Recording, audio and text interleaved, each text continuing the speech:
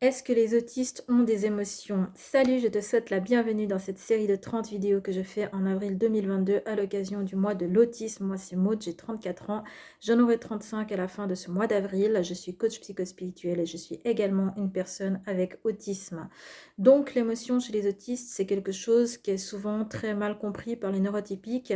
Et ce que j'ai pu observer avec les personnes, donc les neurotypiques, avec qui j'ai parlé, c'est qu'il y a souvent une ambivalence au niveau des connaissances parce que d'une part, il y a des personnes qui croient que les autistes n'ont pas d'émotions et d'autre part, ces mêmes personnes en fait ne comprennent pas pourquoi les autistes parfois font des crises absolument monumentales.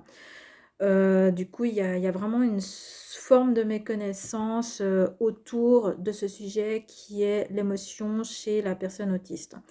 Donc la première chose dont j'aimerais parler, c'est pourquoi est-ce que les neurotypiques croient que les autistes n'ont pas d'émotions. C'est parce qu'en fait, la façon dont les autistes s'expriment sur le plan du langage corporel, donc le langage non verbal, les autistes, en fait, ils ont un langage corporel qui ne correspond pas à la façon dont bougent les neurotypiques.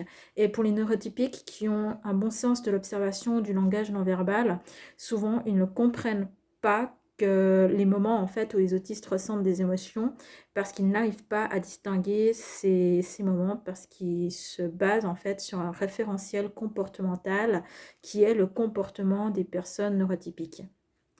Or, les autistes ont une gestuelle qui est différente et de fait, quand les autistes éprouvent des émotions, eh ben, ils ne vont pas se comporter forcément de la manière que les neurotypiques attendent, d'où le raccourci un peu facile qui est que bon, bah, les autistes n'ont pas d'émotions et ils n'ont pas de sensibilité. Et d'un autre côté, c'est ces mêmes neurotypiques qui peuvent s'étonner du fait que les autistes peuvent faire des crises épouvantables. Donc ce que j'appelle des crises épouvantables en jargon un peu plus, un peu plus scientifique, c'est ce qu'on appelle des meltdowns, si je ne confonds pas avec le shutdown. Mais donc le meltdown, c'est vraiment une crise qui est complètement incontrôlée et il s'agit effectivement d'une crise émotionnelle. Voilà, en fait, globalement, beaucoup d'autistes sont énormément retirés à l'intérieur d'eux-mêmes parce que simplement, ils ont justement un trop-plein émotionnel qui accapare leur attention et qui diminue, dans certains cas, leur capacité à se concentrer sur l'extérieur.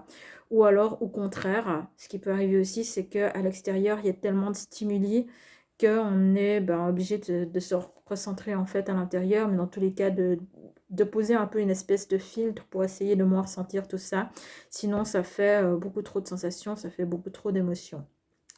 Les autistes ont une énorme, enfin je ne veux pas faire de généralité et prétendre parler au nom de tous les autistes, loin de là, mais en tout cas pour ma part en tant qu'autiste, j'avais une énorme difficulté à gérer mes émotions parce que mes émotions étaient extrêmement intenses et que j'avais toujours l'impression que c'était un peu des montagnes russes et que soit c'était, soit j'avais pas d'émotion particulière, soit c'était quelque chose d'épouvantable en termes d'intensité, mais pendant la majeure partie de ma vie, j'avais énormément de peine à trouver un milieu. Donc oui, les autistes, ils ont des émotions, ils ont même des émotions sur lesquelles ils ou elles ont énormément de peine à avoir le contrôle. Donc une fois de plus, je prétends pas parler au nom de tous les autistes.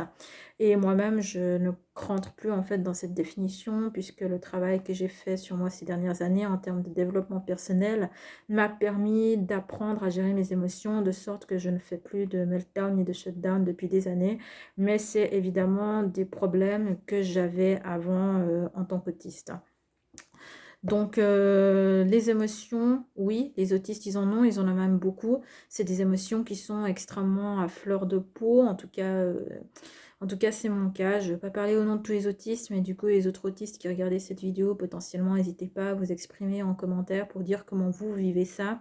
Pour ma part, c'était vraiment des émotions qui étaient très à fleur de peau et que j'avais beaucoup de peine à rendre en fait à un niveau normal. Et je sais que cette sensibilité immense que j'ai, qui est très difficile à décrire, elle a toujours été sous-évaluée par l'extérieur, par les personnes neurotypiques, qui m'accusaient d'être froide, de ne pas avoir d'émotion, et souvent aussi qui m'accusaient d'être agressive, parce que j'avais parlé avec une voix et un visage qui étaient factuellement neutres, qui était juste factuellement neutre en fait. Mais bon, les difficultés de communication entre autistes et neurotypiques, j'en parlerai peut-être dans une autre vidéo. Dans celle-là, je vais rester sur le sujet du plan émotionnel. Donc du coup, si tu es autiste, n'hésite pas à partager tes ressentis en commentaire. Ou si tu n'es pas autiste et que tu as pu observer ça chez des personnes autistes, n'hésite pas non plus à t'exprimer en commentaire pour parler de ton expérience ou poser des questions. Je suis à disposition pour te répondre. Je te remercie de m'avoir écouté et je te dis à demain dans une prochaine vidéo. Ciao, ciao!